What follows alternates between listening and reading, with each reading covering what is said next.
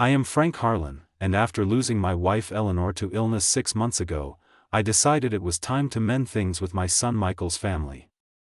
The medical bills had drained our savings, leaving my auto repair shop struggling, but I wanted to show them I was still part of their lives.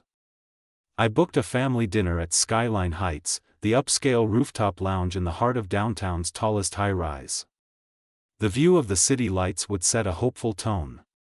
Michael, his wife Chloe, and their 2 young kids arrived with Chloe's parents, David and Cynthia, who came from old money and always looked down on my blue-collar roots. They saw me as unreliable, especially now, and I suspected they were pushing to limit my time with the grandkids under the guise of offering secure stability. As we settled at the table, I hoped the evening would bridge the gap that we sat at the corner table overlooking the glittering skyline, the kind of spot that made you feel like the city was yours for the evening. The lounge buzzed with well-dressed patrons, soft jazz playing in the background, and waiters gliding between tables with trays of gourmet appetizers.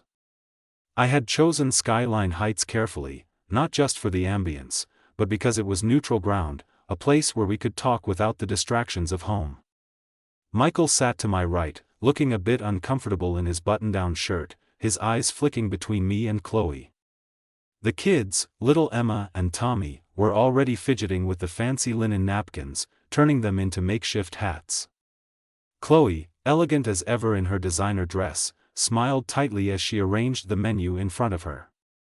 David and Cynthia flanked her like sentinels, their postures straight and commanding, the way people do when they know they hold the power in the room.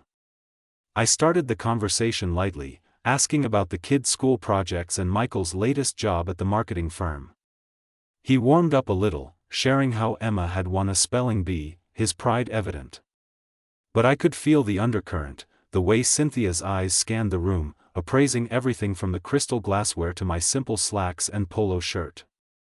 They had never hidden their disdain for my life as an auto repair shop owner. To them, I was the relic, the man who fixed engines for a living while they managed portfolios and attended galas.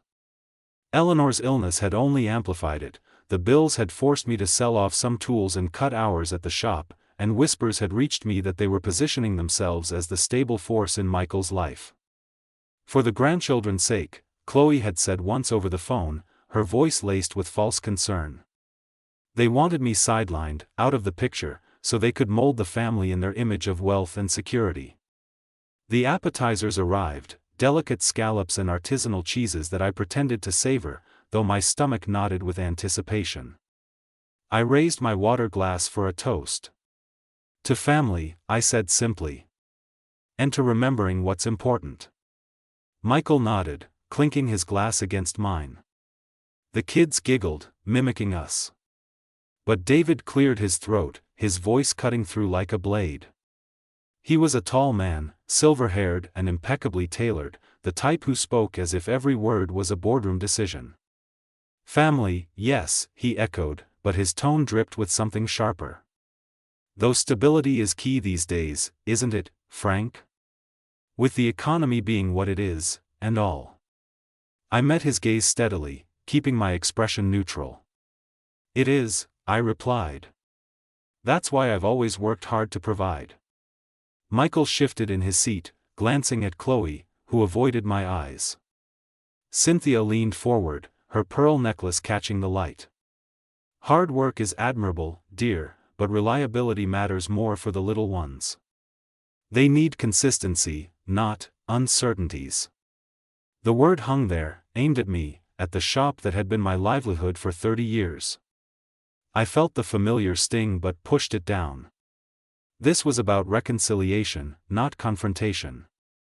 As the main courses were served, filet mignon for David and Cynthia, pasta for the kids, and a modest steak for me, the conversation veered into their territory. Chloe began recounting a recent vacation to the Riviera, her voice animated as she described the yacht parties and private chefs. It was divine, she said, turning to Michael with a smile that didn't reach her eyes. We should plan something like that for the family. Stability through experiences, you know? David nodded approvingly, then fixed his stare on me. Exactly. But let's be frank, no pun intended.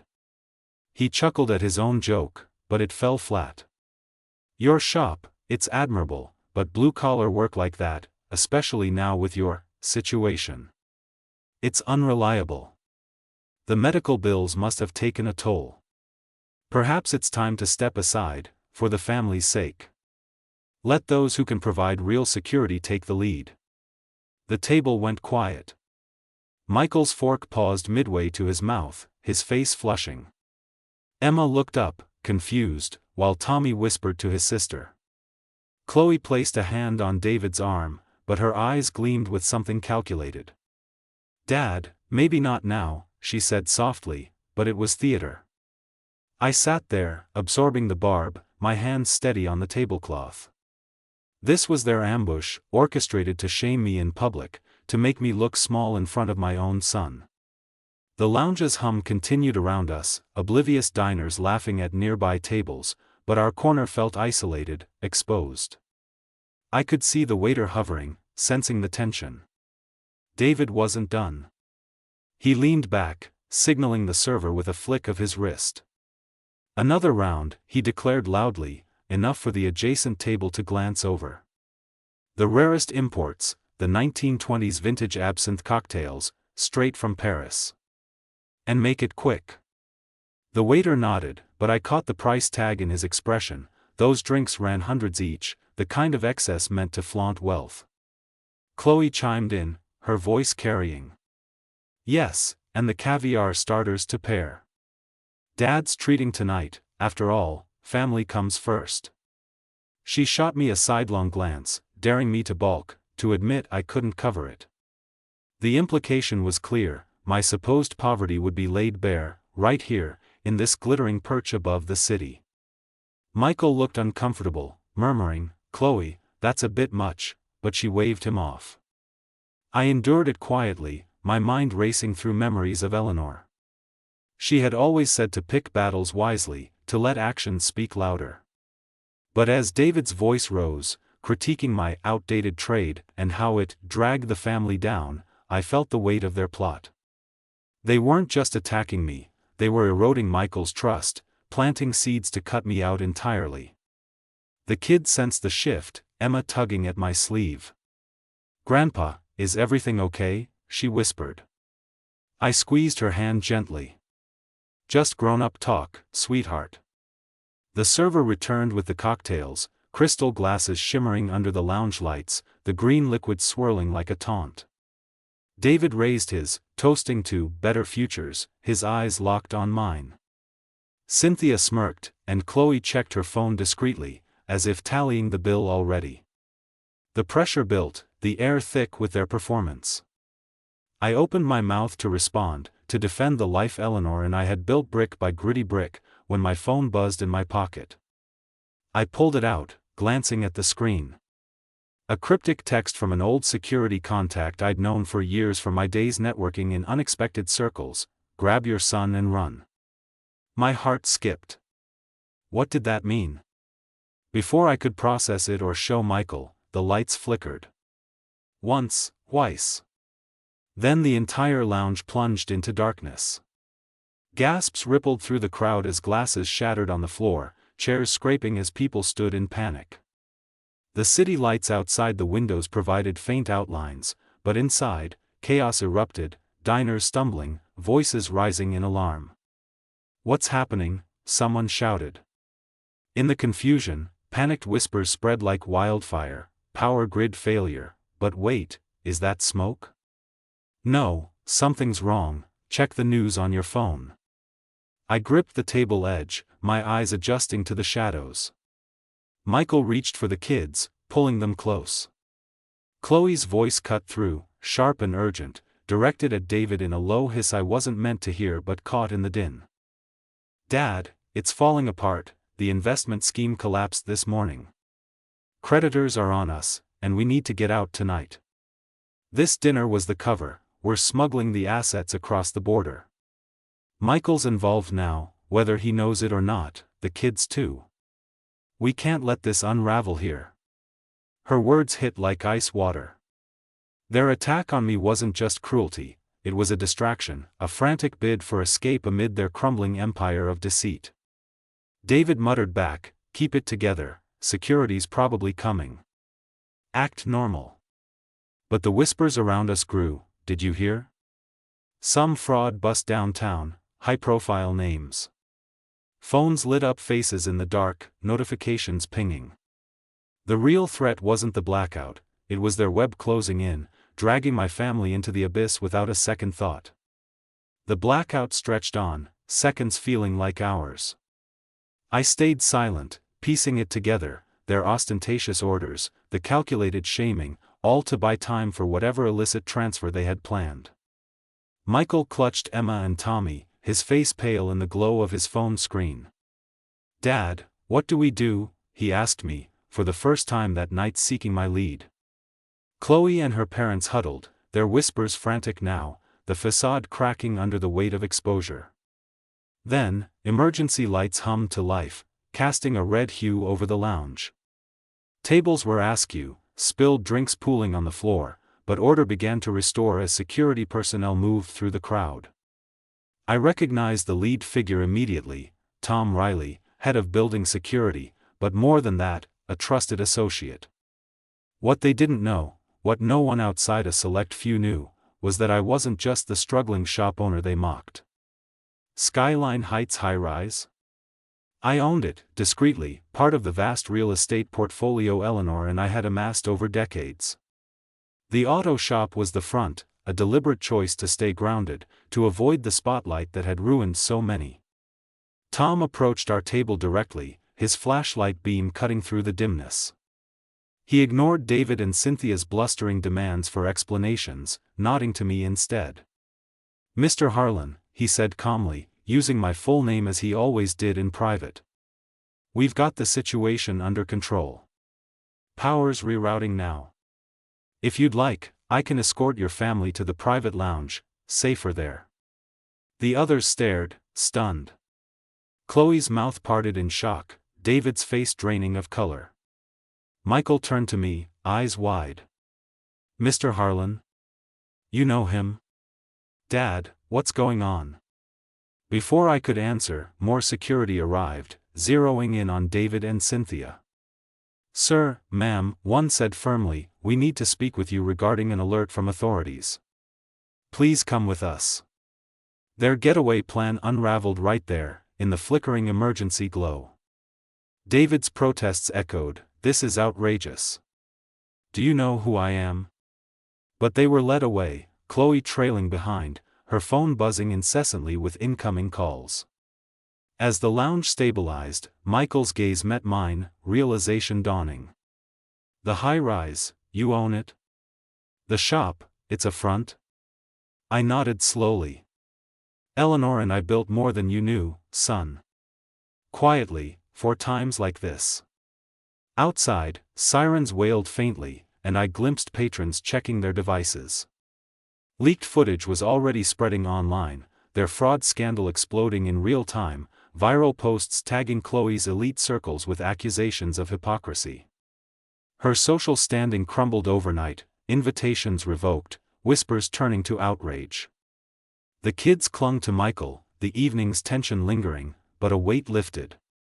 As we gathered our things, he placed a hand on my shoulder. "I had no idea, Dad. We need to talk."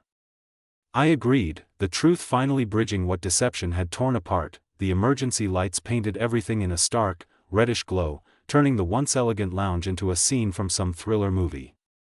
Tables were overturned in spots, shards of glass crunching underfoot as security herded confused diners toward the exits. The air hummed with tension, a mix of anxious chatter and the distant wail of sirens cutting through the night. I stood there at our table, my hand steady on Michael's shoulder, watching as the pieces of their scheme fell apart right in front of us. Chloe's parents, David and Cynthia, were already being escorted away by two burly security guards, their faces twisted in denial and fury. David kept sputtering, "This is a mistake, you have no right," but the guards didn't flinch, their grips firm but professional. Chloe followed a step behind, her phone glued to her ear, whispering urgently into it as if she could salvage the mess with a few well-placed calls. Michael held Emma and Tommy close, the kids' eyes wide with a mix of fear and bewilderment. "Grandpa, why is it so dark?" Emma asked, her small voice trembling. I knelt down to her level, forcing a calm smile. "Just a little glitch, sweetie. The lights will come back soon, and we'll get out of here." Tommy nodded, clutching his napkin hat like a shield. Michael looked at me, his expression a storm of confusion and dawning understanding. "Dad. Mr. Harlan? You own this place? How?" "The shop, you always said it was everything." I met his gaze, the weight of years of secrecy pressing down. "It was the cover we needed, son. Eleanor and I didn't want the attention. But yeah, this high-rise, and a few others, are ours. Built it up quietly over the decades, investing what we could from the business." Before he could press further, Tom Riley, the head of security, stepped closer. He was a solid man in his 50s, with a no-nonsense demeanor honed from years on the job. We'd known each other since I quietly acquired the property 15 years back. He was one of the few who understood the full picture. "Frank," he said in a low voice, glancing at the others to ensure privacy, "we got the alert from downtown PD, looks like your in-law's investment firm is ground zero for a major fraud probe. Embezzlement, offshore accounts, the works. That blackout? Not random. Someone tipped off the grid to buy them time for a data wipe or asset transfer. But it's too late, feds are en route." He nodded toward David and Cynthia, now detained near the bar area, where additional guards had joined. "We're holding them until authorities arrive. You and your family are clear. Want me to clear a path to the private elevator?" I nodded gratefully. "Appreciate it, Tom. Keep the kids away from the noise." As he moved to coordinate, I turned back to Michael. The lounge was stabilizing, waitstaff handing out water bottles and guiding people to safer spots, but the whispers had turned into a low roar. Phones were out everywhere, screens lighting up faces as people scrolled through breaking news. I caught snippets: major scandal hits elite investment circle, leaked docs show Ponzi scheme, high society names implicated. One woman at the next table gasped audibly. "Oh my God, that's the Harpers, David and Cynthia Harper? Their daughter's married to someone here." The irony hit hard. Their plan to humiliate me had boomeranged spectacularly. Chloe broke away from the guards for a moment, rushing back to our table, her face pale and makeup smudged. "Michael, listen, this is all a misunderstanding. Dad's business had a setback, but we're handling it. We need to leave now, before..." She stopped, her eyes flicking to me with a mix of desperation and resentment. David shouted from across the room, "Chloe, get over here. Don't say another word." But it was too late. Michael stepped forward, shielding the kids. "Handling it? You just admitted to smuggling assets, using this dinner as cover? And dragging us into it? The kids, Chloe? What the hell were you thinking?" His voice rose, steady but edged with betrayal. Emma started to cry softly, and Tommy buried his face in Michael's leg. I placed a hand on Michael's arm, keeping my tone even. "Let's not do this here. Tom, the private lounge, now." We moved as a group, security clearing a path through the milling crowd. The private lounge was down a short, secured hallway, a quieter space reserved for VIPs with plush seating and a direct elevator to the parking levels. As we entered, the door clicked shut behind us, muffling the chaos outside. The kids immediately gravitated to a corner couch, where a guard handed them coloring books and crayons from an emergency kit, Tom's foresight. Michael paced, running a hand through his hair. "Dad, start from the beginning. The shop, it's not struggling. You've been hiding this?" I sat down across from him, choosing my words carefully. Eleanor and I had planned it this way from the start. The auto repair shop was real, our passion, grease under the nails, the satisfaction of fixing what was broken. But we'd been smart, funneling profits into real estate deals, starting with a small warehouse in the suburbs back in the 90s. One property led to another, flips and rentals building quietly.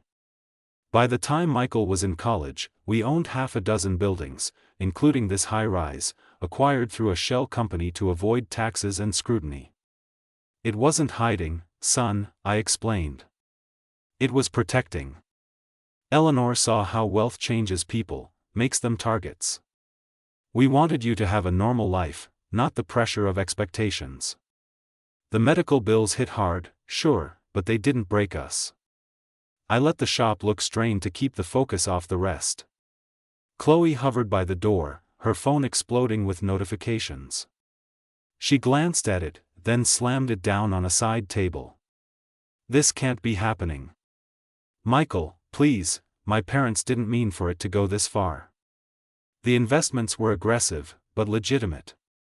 We were just repositioning funds. Her voice cracked, the polished facade crumbling. But Michael's face hardened. Repositioning? You mean stealing? And using our family as a shield? I heard you, Chloe. Michael's involved now, the kids too. What does that even mean? She faltered, looking to me almost pleadingly. Frank, you of all people should understand. Your shop, it's barely scraping by. We thought we were helping, keeping things stable for the grandkids. I shook my head, staying calm. Stability isn't about money, Chloe. It's about trust. And tonight, that went out the window. Outside, we could hear the commotion escalating, more security arriving, radios crackling with updates. Tom's voice came over an intercom. Frank, authorities are here. They've got warrants for the Harpers. Media vans are pulling up downstairs, it'll be on every channel by morning. As if on cue, Michael's phone buzzed with alerts. He pulled it out, scrolling through headlines. Holy, elite fraud ring busted, socialite family smuggles millions amid collapse. There's video, Dad, leaked footage from the lounge cameras. Look, it's us at the table, but the focus is on them ordering those ridiculous drinks while the scam unravels.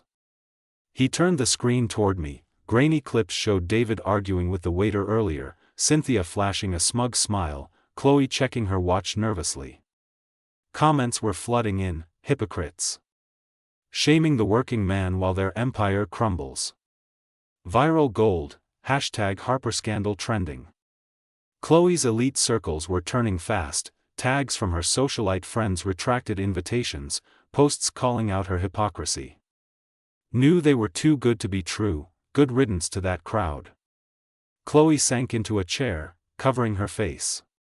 It's over. Everything, my standing, our life. They'll blacklist me everywhere. For a moment, pity flickered, but it faded under the weight of her choices. Michael knelt by the kids, reassuring them in soft tones. We're okay, guys. Grandpa's got us. Then he stood, facing Chloe squarely. This ends now. I won't let you pull us into your mess. The kids and I, we're leaving. For good. She reached for him, but he stepped back, his decision made. Tom re-entered, his expression grave. Frank, the all clear. Power's back in most areas, but the Harpers are in custody. Feds say it's a web, shell companies, fake charities. Your son might need to give a statement, but you're not implicated. I thanked him, then turned to Michael. Let's get you all home. My home. He nodded, relief washing over his features. As we headed to the private elevator, the city lights twinkled below, indifferent to the drama above. Chloe trailed silently, but the divide was set. In the days that followed, the scandal dominated the news. Leaked emails exposed how David and Cynthia had siphoned funds from vulnerable investors, using high society events as covers. Chloe's name appeared in connection. Her social media accounts suspended amid backlash. Old friends distanced themselves overnight, doors closing on the life she'd built on appearances. Michael filed for separation, moving into my modest, but secure, house on the outskirts. The shop was still there, humming with business, but now he saw the full picture, the attached office where I managed properties, the quiet wealth that had always been there. One evening, as we unpacked boxes in the guest room, Michael sat with me on the porch. The kids played in the yard, chasing fireflies. "I feel like I don't know you, Dad," he admitted. "But I'm glad. All those years, you let them walk over you, for us?" I shrugged. "Eleanor taught me patience. And now, we start fresh." He smiled faintly, the bond rebuilding, free from the lies that had poisoned it. But the real legacy waited. Over the next week, I showed him the foundation in Eleanor's name, a thriving network funding workshops for underprivileged youth, teaching trades and skills in community centers we'd established. "This is what we built," I said, handing him the ledgers. "Not for show, but for impact." Michael's eyes lit up. "She'd be proud. We all are." The grandkids thrived there, attending sessions, their world expanding beyond the glamour that had ensnared their mother. Chloe faded into the background, her attempts at reconciliation rebuffed, isolated by her own deceptions. Rebuilding took time, but each day strengthened the ties. Dinners at my table, no rooftops, just home-cooked meals, filled with laughter. Michael dove into the foundation's work, finding purpose. And me? I finally let go of the front, stepping into the light Eleanor had always known I'd shine in. The family, whole again, faced the future on solid ground, the days after the blackout blurred into a whirlwind of statements and headlines that I never sought but couldn't escape. Police came to the house the morning after, 2 detectives in plain clothes sitting at my kitchen table with notepads and coffee mugs. Michael was there, the kids safely at a neighbor's, and he answered their questions about the dinner with a steady voice that surprised even me. "I had no idea about the scheme," he told them. "Chloe mentioned repositioning funds in the lounge, but it was news to me." The detectives nodded, jotting notes, then turned to me. "Mr. Harlan, your security tipped us off early. Good call on owning the building, gave us the angle we needed." I kept it brief, the text from my contact, the overheard whispers. No need to dive into the real estate web, that stayed private. They left satisfied, promising updates on the case. Michael stayed that first night, the guest room seeing use for the first time in years. The house, a sturdy 2-story on a quiet acre outside the city, felt fuller with the kids' toys scattered around. Eleanor had picked the place decades ago, saying it was far enough from the bustle but close to the shop. As I made breakfast, pancakes from scratch, the way she taught me, Michael joined me in the kitchen. "Dad, about last night. I need time to process. Chloe's blowing up my phone, saying it's all a setup." I slid a plate his way. "Process all you want, son. But the truth has a way of settling things." He ate in silence, but I saw the shift in his eyes, no more doubt, just the slow thaw of trust. By midday, the scandal hit full stride. I avoided the TV, but Michael couldn't. He sat on the couch, scrolling through articles on his laptop. "It's everywhere," he said, voice laced with disbelief. "Harper fraud empire crumbles, leaked footage exposes elite deception. There's even a dedicated subreddit, people are dissecting every detail." I glanced over his shoulder at a grainy still from the lounge, David Midrand, Chloe's face caught in a calculating glance. The caption read, "Shaming grandpa while smuggling millions? Karma's swift." Comments poured in, 100 strong, "This is why I stick to family over fortune. Hypocrites unmasked, love the plot twist with the poor mechanic being the real boss." Chloe's Instagram, once a parade of galas and designer labels, was flooded with unfollows and callouts. "From socialite to scandal queen overnight," one post quipped. Her elite circles, those charity board members and yacht club friends, distanced fast. Invites vanished, a viral thread from a former acquaintance detailed how Cynthia had borrowed funds from a shared fund, never repaying. Chloe showed up that afternoon, unannounced, her designer coat rumpled and eyes red-rimmed. The kids were napping, so Michael met her on the porch. I stayed inside, washing dishes, but the voices carried. "Michael, please," she pleaded. "My parents are in holding, it's temporary. We can fix this. Think of the kids, they need both of us." He stood firm. "Both? You put them in the middle of your getaway plan. I heard you, dragging the grandkids into the web." "No, Chloe. We're done." She argued, voice rising about shared assets and custody, but he shut it down. "Lawyers will handle it. Go." The car door slammed, engine revving as she left. Michael came back in, exhausted but resolute. "She's isolated now. No one's taking her calls. Even her friends are posting memes about it." That evening, as the sun dipped low, I took Michael to the shop. Not the public garage out front, with its bays and tool racks, but the back office, a modest space with file cabinets and a computer humming quietly. "This is where it starts," I said, pulling out a ledger. Eleanor and I had begun in the early days, her sharp mind spotting deals while I handled the hands-on. The shop brought steady cash, but we reinvested, a duplex first, then commercial spaces. By the 2000s, the portfolio grew, warehouses, office buildings, and yes, the high-rise downtown. We named the holding company Harlan Holdings, but kept it off the books. Tax reasons, mostly.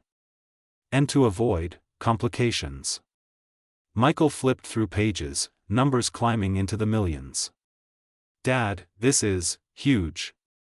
Why hide it?" We struggled, Eleanor's treatments, the bills. I leaned against the desk. The bills were real, but we paid them without selling out. Hiding it kept us safe. Wealth draws vultures, son.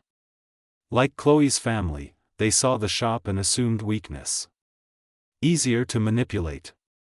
He closed the ledger, nodding. "I get it now. I defended you to them, but I bought into the narrative too. Sorry." We talked late, the shop's fluorescent lights buzzing, rebuilding the bridge one story at a time.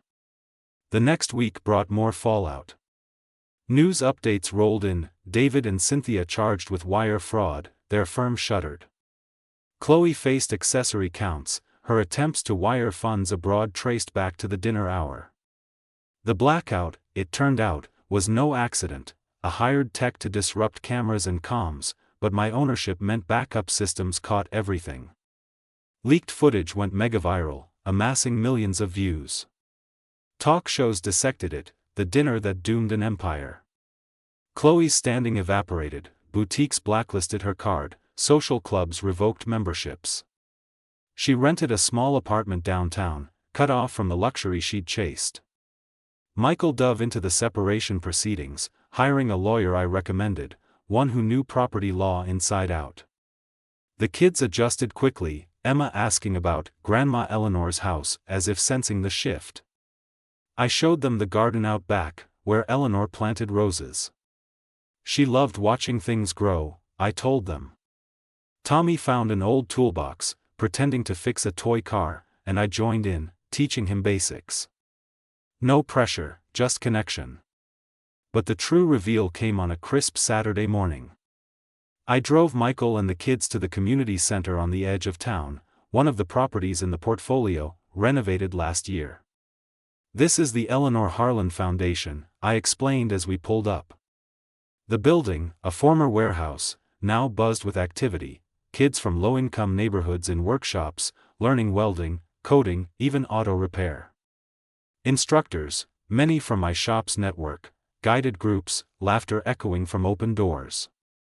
We started it 5 years ago, in her memory. Funds the programs, scholarships, the works. No fanfare, just results. Michael's eyes widened as we toured. A teen showed us a rebuilt engine, grinning. Learned it here, heading to trade school next fall. In the main hall, a mural depicted hands building together. Eleanor's name etched below. She always said give back, I continued. The medical bills taught us vulnerability, this fights it. Underprivileged youth get skills, jobs, stability we believe in. The kids joined a craft session, Emma beating a bracelet while Tommy tinkered with circuits. Michael watched, moved. This is incredible, Dad.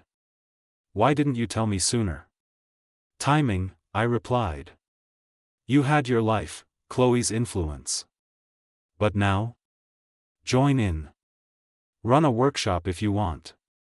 He agreed, rolling up sleeves to help with a group on basic mechanics. By afternoon, we'd planned his involvement, overseeing youth programs, using his marketing skills for outreach. The foundation thrived, expanding with foundation grants, but ours was the seed. Chloe tried reaching out once more, a letter delivered by courier. Michael read it aloud, apologies, pleas for reconciliation, promises to change. But the hypocrisy lingered, her words rang hollow against the deceit. He filed it away, focusing on us. Dinners became routine, my cooking, stories of Eleanor's quirks, the kids' chatter filling the gaps. No more pretense, no manipulation. Michael found purpose in the foundation, landing a part-time role that fit his schedule. Months passed, the scandal fading to footnotes, but our bond solidified. One night, as fireflies danced in the yard, Michael raised a glass of lemonade. To real legacies. The kids cheered, and I smiled, Eleanor's presence in every laugh. We'd rebuilt, free and true, the lies behind us, the rhythm of our new life settled in like a well-oiled engine, steady and reliable, the kind Eleanor always appreciated. Morning started with the aroma of coffee brewing in the kitchen, Michael handling breakfast while I checked on the shop. The kids had their routines, Emma's school bus at 7:45, Tommy's preschool drop-off shortly after. No more rushed drives to Chloe's upscale condo, everything felt grounded, closer to the earth. Michael commuted to his marketing job but cut back hours, carving out time for the foundation. It's the first thing in years that doesn't feel like a grind, he told me one morning, flipping eggs at the stove. I nodded, sipping my mug. Eleanor would say that's the point, work that builds, not just pays. The legal proceedings dragged on through the fall, a series of court dates and depositions that Michael attended without complaint. Chloe's case intertwined with her parents, the prosecutors painting a picture of a family operation, David and Cynthia at the helm, siphoning client funds into offshore shells, Chloe handling the social engineering to lure new investors. Her role? The charming liaison, hosting dinners like the one at Skyline Heights to seal deals under the guise of networking. The judge ordered asset freezes, including the house Michael had shared with her. It's all tainted, the lawyer explained during a meeting at my office. But with your portfolio, Frank, we can secure the kids' future clean. Michael signed the separation papers that week, his hand steady. Chloe didn't contest, her focus shifted to damage control, hiring a PR firm that couldn't stem the tide. Publicly, the scandal evolved into a cautionary tale. News cycles moved on, but online archives kept it alive. I caught Michael checking updates occasionally, shaking his head at fresh revelations, how Cynthia had posed as a philanthropist, donating to causes while pocketing the bulk. She chaired that gala for kids' education, he said bitterly. Half the proceeds vanished. Chloe's isolation deepened, reports surfaced of her being shunned at a charity event, whispers following her like shadows. One tabloid headline read, "From penthouse to pariah, Chloe Harper's fall from grace." She sold her jewelry to cover legal fees, the glittering pieces from elite auctions fetching fractions of their value. Old acquaintances ghosted her, their loyalty as shallow as the facades they'd built together. At home, we focused on the positive. The foundation became our anchor. I took Michael to another property, a renovated mill on the riverfront turned into a skills hub. "This one's for trades," I explained as we walked the halls. Welders sparked in one room. Carpenters shaped wood in another. A group of teens clustered around a computer lab, learning software for design. Eleanor pushed for this, said everyone deserves a shot, no matter the start. Michael engaged immediately, chatting with an instructor about expanding the auto program. We could tie it to your shop, he suggested. Apprenticeships, real-world hours. By the end of the tour, he'd sketched a plan on a notepad, his marketing mind whirring. The kids tagged along that day, wide-eyed at the activity. Emma tried her hand at painting a mural tile, declaring it, "For Grandma." Tommy hammered nails under supervision, beaming with pride. Word spread quietly about our involvement. A local paper ran a feature, not on the scandal, but on the foundation's impact. Harlan Legacy, Quiet Empire Fuels Community Dreams. It mentioned the high-rise ownership in passing, framing it as savvy investing rather than secrecy. Reporters called, but I declined interviews. Let the work speak, I told Michael. He handled a few, highlighting the youth programs. Applications surged after that, kids from rough neighborhoods signing up for workshops. One evening, a graduate stopped by the house, a young man named Javier, fresh from our welding course, now apprenticed at a firm. "Mr. Harlan, your foundation changed my path," he said, shaking my hand. Michael watched, inspired. "This is what stability looks like," he murmured later. Chloe's attempts at contact dwindled. A supervised visit with the kids happened once, at a neutral park. I waited in the car while Michael oversaw it. He returned somber. "She's trying, Dad," apologizing to them, promising better. But the kids, they asked why she can't come home. I advised patience. Healing takes time. But boundaries matter. She sent emails through lawyers, proposing counseling, but Michael held firm on the separation. "Until the case closes, we're focused here." Her world shrank, no more galas, just court appearances and a part-time job at a coffee shop to make ends meet. The viral backlash lingered, strangers recognized her, offering cold stares or unwanted advice. As winter approached, the foundation hosted its first big event, a holiday fair at the community center. Michael organized it, inviting local businesses for booths and families for games. I handled logistics, pulling strings with suppliers from the shop. The turnout was huge, hundreds milling under strung lights, kids decorating ornaments, adults sampling homemade treats. Emma and Tommy ran a hot cocoa stand, their laughter cutting through the chill. "Grandpa, we raised $20. Tommy announced, pockets jingling with coins. Michael manned a booth on career paths, fielding questions from parents. "It's not about handouts," he explained to one group. "It's skills that last." During the event, a reporter cornered us gently. "Mr. Harlan, your story, from the dinner ambush to this, it's inspiring." I waved it off. "Not my story. It's Eleanor's." But Michael stepped up. "My dad built this quietly, enduring judgments to protect what mattered.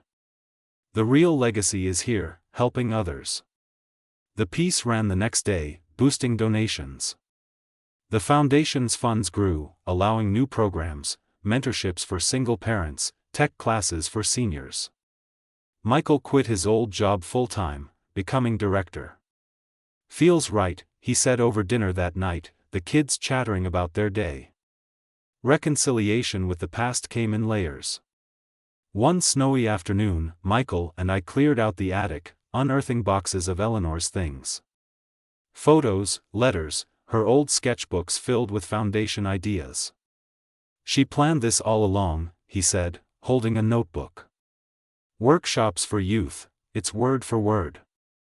We laughed at her neat handwriting, the kids joining to sort keepsakes. Emma claimed a scarf, Tommy a toolbox miniature. That night, we shared stories around the fire, Eleanor's first real estate deal, haggling over a fixer-upper, the day we bought the high-rise, celebrating with takeout. "You two were unstoppable," Michael said. The bond deepened, unforced, rooted in shared memory. Chloe's case resolved in early spring. Plea deals for all, David and Cynthia to prison terms. Chloe community service and probation. She moved to a small town hours away, starting over with a counseling job, ironic, given the therapy she now needed.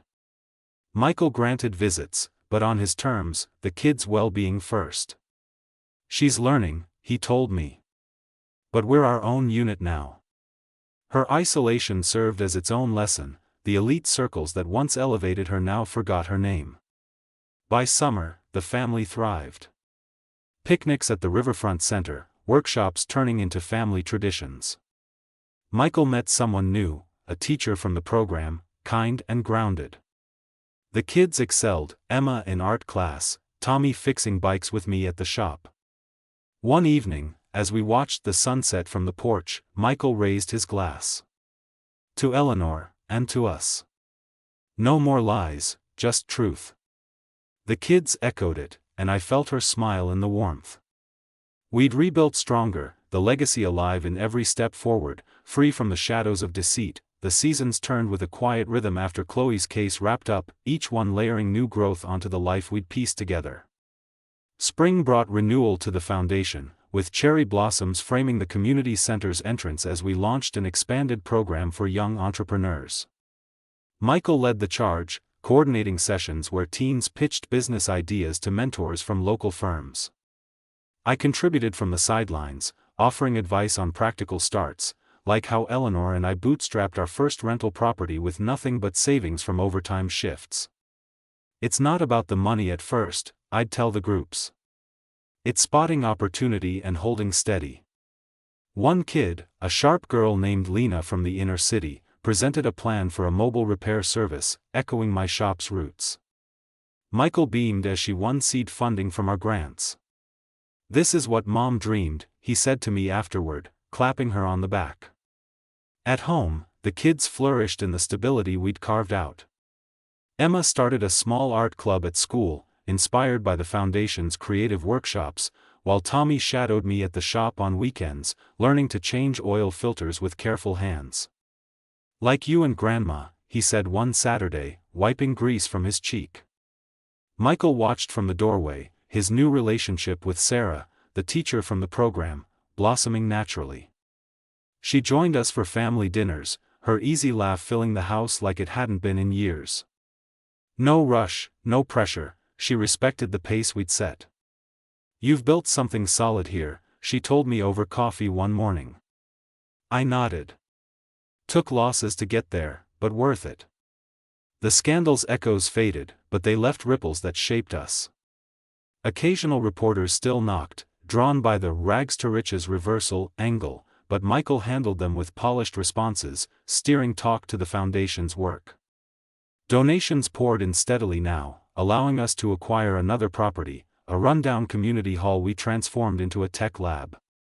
Eleanor's vision expanding, the plaque read at the entrance.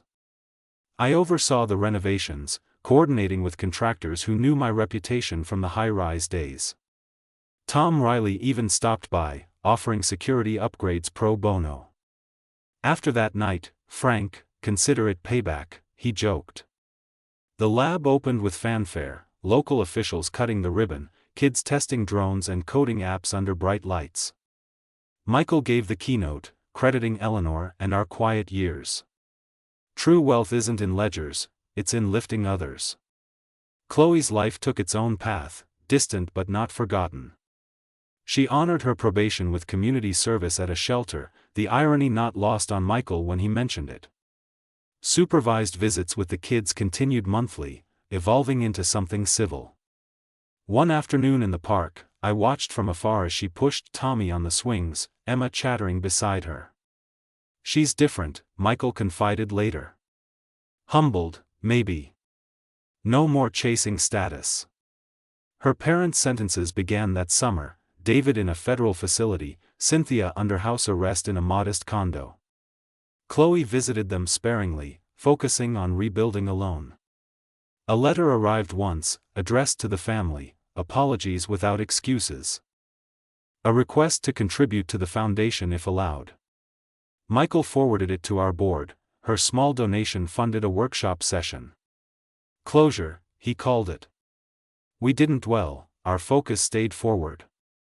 As summer peaked, the foundation hit a milestone. Our annual impact report showed over 500 youth served that year, with 80% landing jobs or further training. Michael organized a celebration picnic at the riverfront property, tables laden with grilled meats and salads from local vendors. Families gathered, alumni sharing success stories. Javier, the welder from before, now a foreman, grilled burgers and credited us publicly. Mr. Harlan gave me tools, literal and otherwise. The kids ran games, Emma leading a relay while Tommy demonstrated simple circuits. Sarah helped set up, her presence seamless. In the midst of it, Michael pulled me aside by the water's edge. Dad, I've been thinking. With Sarah, the kids.